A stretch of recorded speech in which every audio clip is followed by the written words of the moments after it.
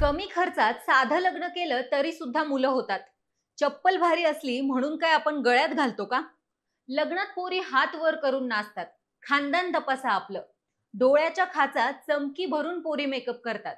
आजकालच्या पोरी बापाच्या पैशाची उधळपट्टी करून लग्न करतात. गरीब शेतकऱ्यांची पोरं तशीच बिन लग्नाची मरणार. अशी वादग्रस्त वक्तव्य करून सतत चर्चेत राहणाऱ्या इंदोरीकर महाराजांच्या मुलीचा साखरपुडा सोहळा काल थाटामाटात पार पडलाय. आणि त्यानंतर इंदोरीकर महाराज सोशल मीडियावर नको नको त्या टीकेचे धनी बनलेत. सोशल मीडियाच्या माध्यमातून ज्याला जमेल जसे जमेल तसे इंदोरीकर यांना मोठ्या प्रमाणात ट्रोल केले जाते. अहिल्यानगर जिल्ह्यातील संगमनेर तालुक्यात इंदोरीकर महाराज वास्तव्यास आहेत. गेल्या 2 दशकांपासून कीर्तनाच्या माध्यमातून समाज प्रबोधनाचे कार्य ते करत आहेत.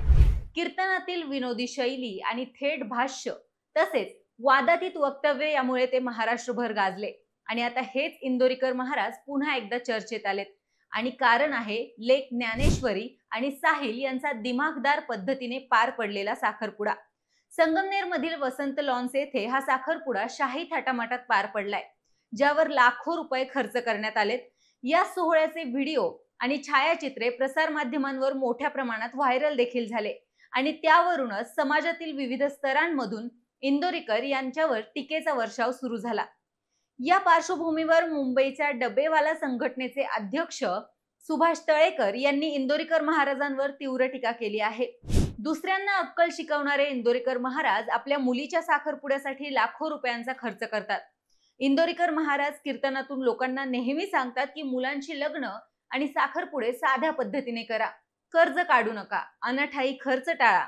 पण त्यांनी स्वतःच जर अशा थाटामाटात साखरपुडा केला तर ते समाजासमोर चुकीचा संदेश देणारे आहे. बोले तैसा चाले त्याची वंदावी पाऊले या म्हणीप्रमाणे वागले असते तर त्यांनी खऱ्या अर्थाने आदर्श निर्माण केला असता, असे देखील ते यावेळी म्हणालेत. जर साखरपुड्यातच एवढा खर्च झाला असेल तर लग्न समारंभात नक्कीच करोडो रुपयांची उधळपट्टी होईल. निवृत्ती महाराज जसे उपदेश करतात तसे वागले असते तर वारकरी संप्रदायाला नक्कीच अभिमान वाटला असता, असे देखील सुभाष तळेकर यावेळी म्हणालेत. त्यावरून या साखरपुड्यात इंदोरीकरांनी नक्की किती खर्च केलाय याचा अंदाज नक्कीच लक्षात येतोय.